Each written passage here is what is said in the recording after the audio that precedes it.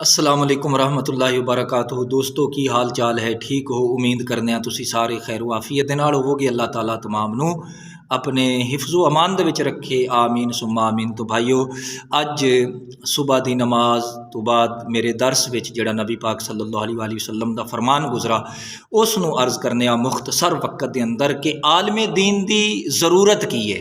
इस बारे यानी दर्स तो तकरीबन 8-10 मिनट का सी, लेकिन इस दे विचों जिहड़ी एक गल आलमे दीन की ज़रूरत।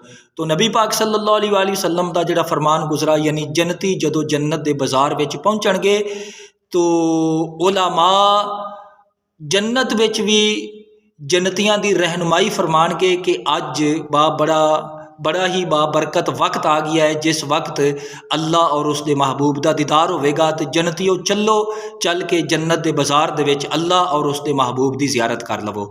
तो उस बाबरकत लम्हात और औकात के मुतल्लिक भी हुजूर की उम्मत के उलमा बयान फरमानगे। इस तरीके फिर जदों अल्लाह तबारक व तआला और उसके महबूब का दीदार होगा, अल्लाह ताला जन्नतियों नूं फरमावेगा, जन्नतियों मंगो की मंगदे हो। तो फिर भी जन्नती लोग जिहड़े होवणगे उलमा की खिदमत विच आणगे, आके उलमा नूं सवाल करनगे, दसो असी अज अल्लाह की बारगाह दे विचों की तलब करिए। तो उलमा उत्थे रहनुमाई फरमानगे, उलमा फरमानगे कि तुसी अल्लाह और उसके महबूब का दीदार तलब कर लवो। तो हुजूर दे गुलामों, जितनी इस जहान दे अंदर उलमा की ज़रूरत है, इस तरीके जन्नत विच भी उलमा की ज़रूरत होगी।